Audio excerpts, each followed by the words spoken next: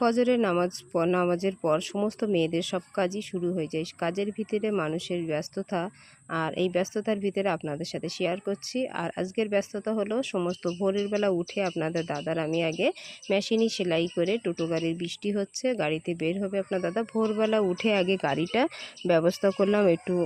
এই ব্যস্ততার ভিতরে আমাদের সমস্ত ঘর সংসার বাইরে সব কিছু আমাদের সামলাতে হয়, তাতে নিজের কাজ আছে। তা আজকে আপনারা যারা নতুন হয়েছেন, যারা এখনও সাবস্ক্রাইব করেন, পাশে থাকেন। আসসালামু আলাইকুম। আজকে আপনাদের ভিডিওটা থাম্বনেল দেখেই বুঝতে পারছেন আজকে কি বিষয় আপনাদের কথা বলবো। সবথেকে বিষয় হলো আল্লাহর রহমতে আমি ভালো আছি, আল্লাহর রহমতে আপনাদের দোয়াই সবাই ইউটিউবে যত সদস্য আছে সবাই ইনশাআল্লাহ সবাই ভালো আছেন। তা ভোরের বেলা উঠে আগে আপনার দাদার গাড়ি আগে ঠিক করার পরে তারপর আমি হাঁস ছেড়ে দিলাম। হাঁস ছেড়ে দেওয়ার পরে সোজা চলে আসলাম। আজকে মর্নিং স্কুল হচ্ছে ছেলে মেয়ে, তার জন্য আমি সমস্ত ভোরবেলা সমস্ত সবজি কুটে রেখে দিয়েছিলাম। আর কিছু দেখেন, এই যে 7টার সময় ভোরের সময় আমাদের এখানে মাছ আছে। আমি আজকে আপনার দাদা মাছ নিয়ে আসিনি, আমি দুটো বাটা মাছ নিয়ে নিয়েছি। দুটো মাছ বাটা মাছের দাম হলো 60 টাকা নিয়েছে। এখানে প্রচুর দাম আমাদের এখানে, তো যাই হোক আমি বেশি করে কিনি। তো আজকে সকালবেলা ভোরের সময় সকাল সকাল রান্না করতে হবে বলে আমি এই দুটো বাটা মাছ নিয়ে নিয়েছি।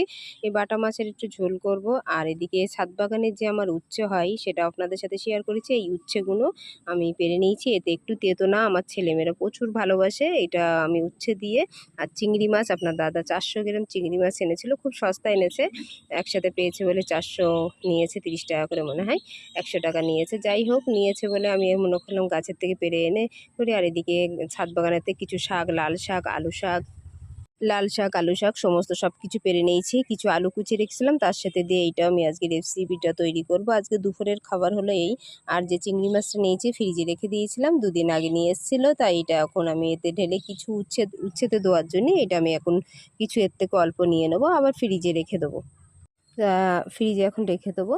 তো এইগুলো দিয়ে আজকে সারাদিনের এই দুপুরের বেলার খাদ্য আজকে আমি এই সকালবেলায় তৈরি করে নিচ্ছি। আজকে খুব সকালবেলা রান্না করে, মর্নিং স্কুল হচ্ছে, তারা সকালবেলা চলে আসবে, ওই জন্য কিছু আলু ভাজি ওদিকে কুটে রেখেছি, গ্যাসে বসিয়ে রেখেছি। আলু ভাজিটা হয়ে গেলে কিছু রুটি দিয়ে, বলে স্কুল 10টার ভিতরে আসবে, ওদেরকে একটু রুটি খাইয়ে দেবো, কেন গরম ভাত যদি না খেতে চাই তো ওদের বাচ্চাদের আজকে খাইয়ে দেবো। মেয়ে টিউশনে গিয়েছে, সেখান থেকে যদি একেবারে স্কুল করে আসে তা 5টা বেজে যাবে। তো কিছু আলু ভাজি করে নিলাম, ছেলে প্রচুর আলু ভাজি ভালোবাসে আমার ছেলে, তার জন্য অল্প কিছু করে নিলাম। নেওয়ার পরে এখন ওদেরকে অল্প একটু রুটির সঙ্গে দিয়ে ভাজি ভুজি দিয়ে যা একটা নাস্তা করে ওদের খাইয়ে দেবো। আজকে দুপুরবেলায় এই জোগাড় উচ্ছে ভাজি, উচ্ছের ঝোল করব, আর করব মাছের ঝোল, আর একটু শাক তুলেছি ছাদ বাগান থেকে, এটা তুলে আর কিছু চিংড়ি মাছ দিয়ে উচ্ছে ঝোল প্রচুর ভালো লাগে। আমার ছেলে তো খেতেই চায় না, তা বাধ্য হয়ে আমি তুললাম ছাদের থেকে, খেয়ে দেখো, বাবুকে বললাম খেয়ে দেখো তাও কীরকম লাগে। বাবু দেখে প্রথম খাবে না, বলছে বায়না করছিলো, তারপর তো তাকে দিলাম, দিয়ে এসে বলছে খুব ভালো লাগছে। এখন পেরায় আমার চিংড়ি মাছ দিয়ে ছাদ বাগানে তো উচ্ছে তুললে, কেন আমার বিনা সারে দেওয়া হয়, জৈব সার দেওয়া, পুরো সবজি পচা লিকুইড, যে বাড়িতে আপনারা যে সবজি মানে সেই খোলাগুলো আমি পচিয়ে সার তৈরি করে আমার সমস্ত ছাদ বাগানে আমি দেই। তারপরে দিই, তার থেকে আমার রাসায়নিক সার দেওয়াই পড়ে না, খুব কম ফল গাছে দিতে হয়, এখন আগে দিতাম না, এখন অল্প দিই। তা যাই হোক এখন দিয়ে তার ভিতরে ব্যস্ততার ভিতরে মেয়েদের কাজ বলতে সমস্ত সব কিছুই থাকে। তা আমাদের সব থেকে ভালো উপায়, আমরা যাই কাজ করি আমাদের সব কিছু আমার আল্লাহ মুহাম্মদ সাল্লাল্লাহু আলাইহি সাল্লাম আমার দয়ার নবী যা বলেছে, যে কোনো কাজ করো সুস্থভাবে ভালোভাবে শান্তিভাবে বলি, সবই সুন্নত পালন হয়।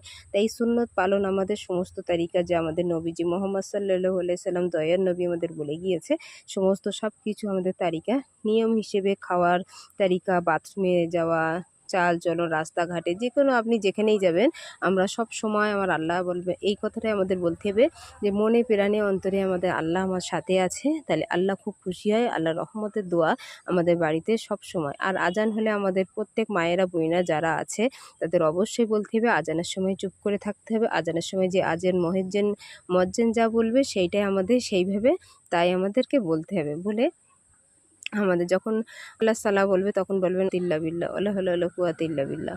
তা হায়ালার ফালা বলবেন তখনই বলবেন, এই 4বার বলে আবার যখন আপনাদের আল্লাহু আকবার সেটা বলে তারপর যেটা বলতে হয় লা ইলাহা ইল্লাল্লাহু মুহাম্মাদুর রাসূলুল্লাহ। আপনি যেটা পারেন সেটা বলবেন, আপনার অত কঠিন করতে হবে না। আমাদের ব্যস্ততার ভিতরে অন্তরে আমাদের সবসময় আল্লাহর ভয়, আল্লাহর অন্তরে রাখলে আমাদের সুখ শান্তি সবসময় আমাদের মনের ভিতরে, আমাদের ঘরের ভিতরে শান্তি আমরা নিজেরাই খুঁজে পাবো বোনেরা। তা যে বোন, ভাই, দিদি যে যেখান থেকে আমার ভিডিওটা দেখছেন, ভিডিওটা নতুন হোক বা পুরনো যাই হোক স্কিপ করবেন না, তারা অবশ্যই আমার সাথে থাকবেন। আর আপনাদের ছোট্ট ছোট্ট হাতে আমাদের একটা লাইক শেয়ার অবশ্যই করবেন।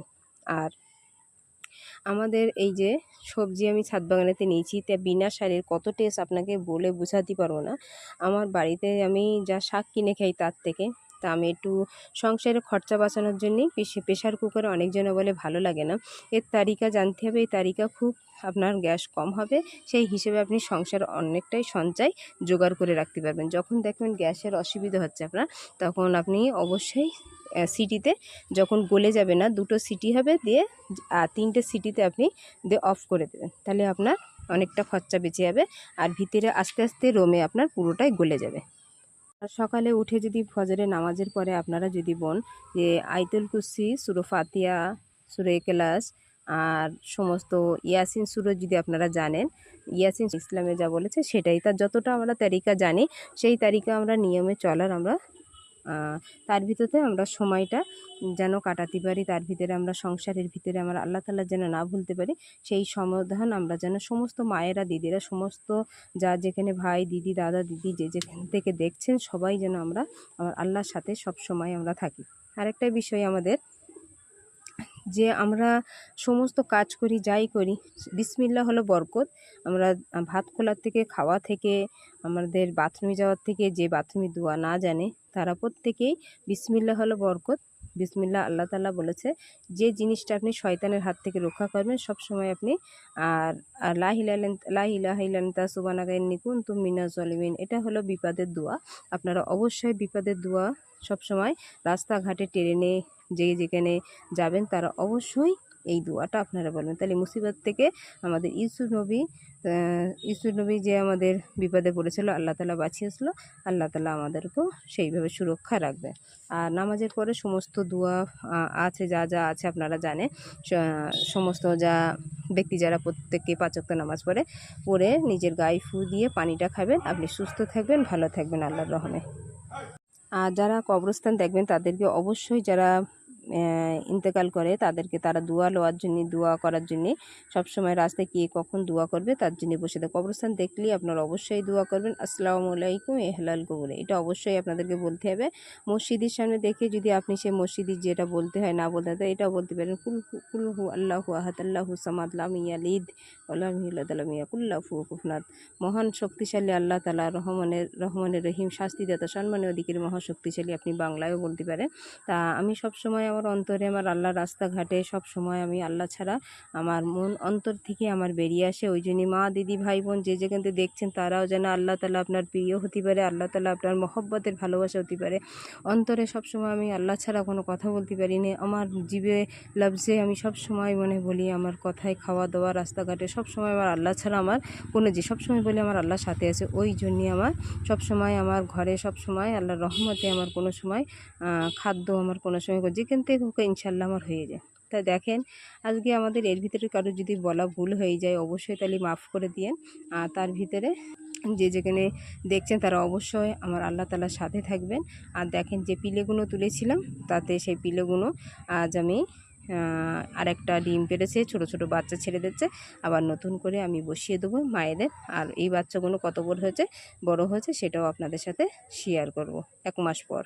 তা আজকে আমি এটা অনেক দিনের ভিডিও করা, যে পিলেগুলো সে ছাড়া হয়নি, আপনাদের সাথে সময় হয়নি, সে এই পিলেগুলো দেখছে সেগুলো কতটা বড় হয়েছে সেটাও আপনাদের সাথে শেয়ার করব। তা আমি যখন আমার ঘরের থেকে বার হই তখনই আমি দরজা বন্ধ করি বিসমিল্লাহ বলে, দরজা খুলি বিসমিল্লাহ বলে। আর যখন আমি কোথাও থেকে আসি তখন আমার ঘরে আসসালামু আলাইকুম রহমতুল্লাহি বারাকাতু অবশ্যই আমি বলি, কেন ঘরে ফেরেশতা থাকে, সেই ফেরেশতারা যদি আপনি দরজা খুলে আপনি যদি বলেন, আপনার অবশ্যই তারা সেই সালামের জবাব দেয়।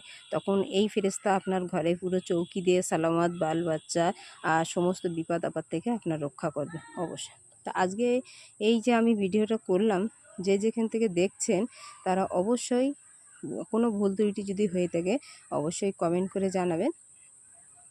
আর আমি তার জন্য আপনাদের কাছে দুঃখিত।